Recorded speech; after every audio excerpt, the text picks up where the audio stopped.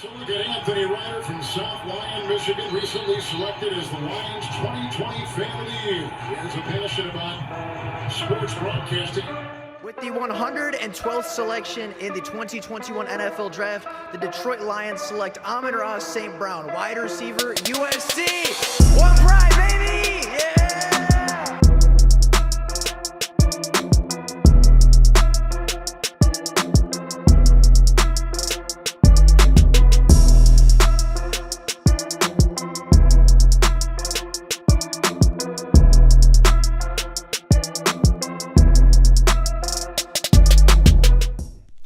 What is going on, everybody? Welcome back to another Detroit Lions video. Now, the Detroit Lions held their annual scrimmage at Ford Field a few days ago, and in front of a crowd of 18,000 people, the Detroit Lions showed what they might look like going into the 2022 season, showing off the connection between Jared Goff and his wide receivers, showing a few defensive playmakers and a few potential standouts on the defensive side of the ball, giving us a brief glimpse at what the offense might look like under new OC Ben Johnson, and much more. And today we are going to talk about all of those things. So with that being out of the way, let's get right into taking a look at the scrimmage at Ford Field, getting the biggest takeaways, and seeing what the Lions put on display last Sunday. So starting off, we are going to talk about the connection between Jared Goff and his wide receivers, because the connection that they've built already through a few weeks of training camp has put a very good product on display throughout training camp and, of course, the scrimmage.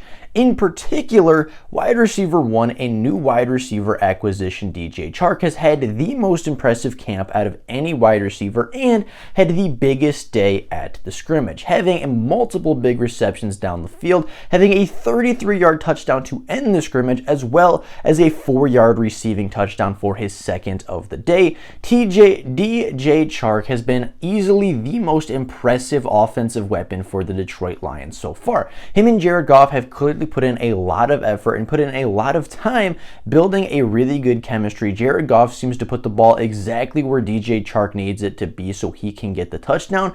And I mean, over the last couple of days of camp, DJ Chark has made the play of the day. And of course, during the scrimmage, he had multiple big plays down the field, had 2 really long receptions on the day, and had 2 receiving touchdowns. He has been a very quality wide receiver one weapon so far, and if he continues to play at the level that he is at right now in camp, DJ Chark will be a very solid wide receiver one for the Detroit Lions, and will be what the Lions wanted Tyrell Williams to be last year. He will be that dominant outside X wide receiver that puts up maybe 1,000 yards in the air, that opens up things for the rest of the offense and allows the rest of his teammates to maybe get some receptions and yards and production while the opposing team is concentrated on DJ Chark. He has been a very good, very quality wide receiver one type over the last couple of weeks, and he is only getting better by the day. However, DJ Chark is not the only player and is not the only wide receiver to be seeing some production throughout camp. Both Josh Reynolds and Amon-Ra St. Brown had very good days respectively, with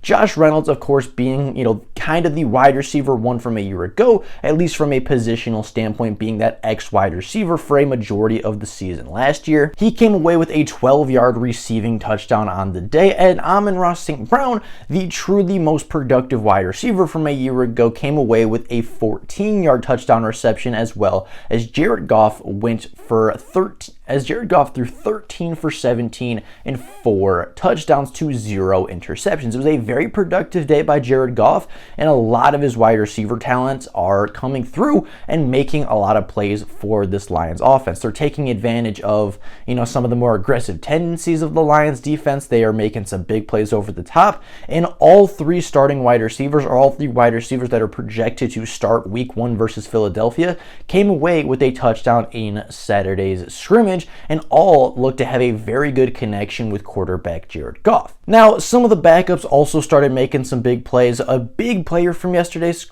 A big player from the scrimmage was Jermar Jefferson, who in his own right had a very, very productive day, but his best reps, or I should say his best drive of the day, came in red zone drills where the ball was placed at the 25-yard line and the offense was told to get the ball in the end zone and score a game-winning touchdown. It was a 2-minute red zone drill, right? Gotta have it situation like the Lions are likely to encounter this year, and Jermar Jefferson stepped up to the plate and had a 12-yard rush to start the drive, then proceeded with an 8-yard rush, and then capped it off with a 5-yard rushing touchdown. It took him 3 plays to rush for 25 yards in the red zone, in the end zone, and get a big-time touchdown for the Detroit Lions' second-string offense. Jermar Jefferson has been somebody that hasn't really been talked about a whole lot in a positive manner throughout the early stages of training camp, but he did have a very good day, very productive scrimmage where, again, he had a very impressive red zone drive where single-handedly he took the Lions' offense through the red zone and into the end zone for 6 points. Now, the offense is not the only team. The offense is not the only group that did have some plays. And although the offense very clearly won the day at Ford Field, the defense did have a couple really big plays and had a couple standout players. DeShon Elliott is the only player to come away with an interception from the scrimmage yesterday. He did have an interception off of backup quarterback David Blau and the second team offense. He read the play very well, was in very good coverage against the second string wide receiver, jumped the route that David Blau had thrown, and actually came away with a very big time interception for the Detroit Lions defense. Now, the Lions did not force a lot of turnovers at the scrimmage. However, it wasn't really, it's training camp, right? You're not necessarily playing at 100%. It's scripted for the offense to win, but DeShon Elliott coming away with the interception is something that I think is very intriguing for the second or third safety in Detroit. Now, Austin Bryant also had a very big standout day. He was taking some reps with the first team and some reps with the second team defense, but he had a very, very productive day, being a disruptive force on the defensive line versus the first team offense. Having a very productive day against the first team offense, Austin Bryant walked away with a sack, a pressure, as well as a tackle for loss. Now, Austin Bryant has been a very good player so far throughout training camp, and with Romeo Okwara, Julian Okwara, and Josh Pascal all suffering with injuries and not playing at Saturday's scrimmage, it was a really good thing to see Austin Bryant kind of jump out, kind of take advantage of the situation that he was put in, and take full advantage and put some statistics on the board. Now, Austin Bryant likely will not start for the Detroit Lions. He probably won't be, a number one pass rusher over Hutchinson or the Okwara brothers or even Josh Pascal at some points or Charles Harris, right? He is probably that sixth guy on the roster, but if your sixth guy on the roster is putting up some solid production versus the number one offensive line and a top 5 offensive line in football, that either I think opens up the door for potential trade candidacy, or just if you need to rely on your depth pass rush, right, whether to keep your pass rushers fresh or because of injury, I do think Austin Bryant is putting himself and kind of cementing himself in a role where if they need a depth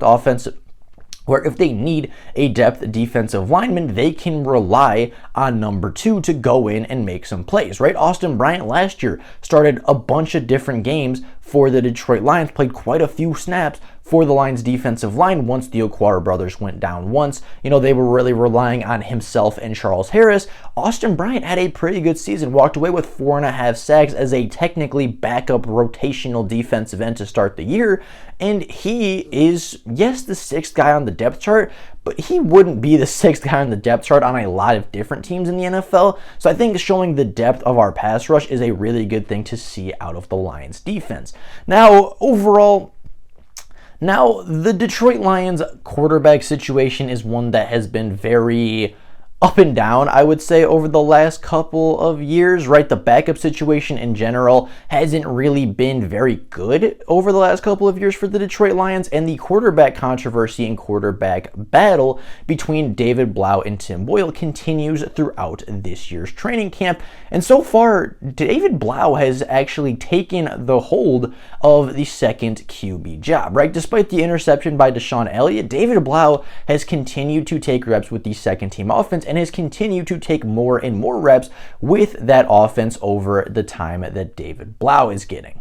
over the time that Tim Boyle is getting, right? David Blau has been more consistent. He's led the team a little bit better, right? He's kind of more efficient as a passer than what Tim Boyle is producing on the field right now. And it does seem like, despite the fact that David Blau did throw an interception at the scrimmage, that David Blau is the current quarterback 2 going forward and will likely be the quarterback 2 going into the preseason. Now, overall, the offense won the day. Overall, the offense was very, very good. There was a willingness to pass down the field. There was a willingness to take some deep shots and some tight window throws that was not there a season ago, right? The connection between Jared Goff and DJ Chark and Josh Reynolds and Amon-Ra St. Brown and TJ Hawkinson has led the Lions to have a much more effective and much more potent passing attack early in training camp, right? Last year, there was no deep shots. It was all about keeping Jared Goff comfortable. It was all about the short, the intermediate game, relying on yak yardage, relying on some gimmicks, relying on the running game. But this year, Jared Goff is confident. Jared Goff is decisive. He's making tight window throws. He's threading the needle. He is trusting his wide receivers to go get the ball, and he's trusting himself to place the ball in a spot where only his guy can go and get it. The offensive line is playing at a high level. The offense in general is playing very, very good football, right? They're going to put up points. From what we've seen, they look like a very explosive, very high-flying offense that can put up 30 points a game and can certainly contend with some of the better offenses in the NFL, and that is before first-round pick Jameson Williams has even played a snap. So overall, I'm very excited about the offensive side of the ball, right? The defense you could be a little bit concerned about, but yesterday, or the scrimmage in general, was all about the offense, right? It's scripted for the offense. The offense has that chemistry that the defense doesn't have yet. They just are a step ahead of where the defense is, but I do think that the Lions offense, just putting up those plays, being more aggressive down the field, and actually having the ability to have a downfield element to their passing game, I think are very encouraging signs for the 2022 offense. So with all that being said, that is all for you guys today. Thank you all so very much for watching the video. Let me know down in the comments below what you thought about the scrimmage. What were your major takeaways? What players stood out to you? I'm very curious what you guys think, especially those of you that were actually there in person. But with all that being said, that is all for you guys today. Thank you all so very much for watching, and until next time, and as always, go Lions!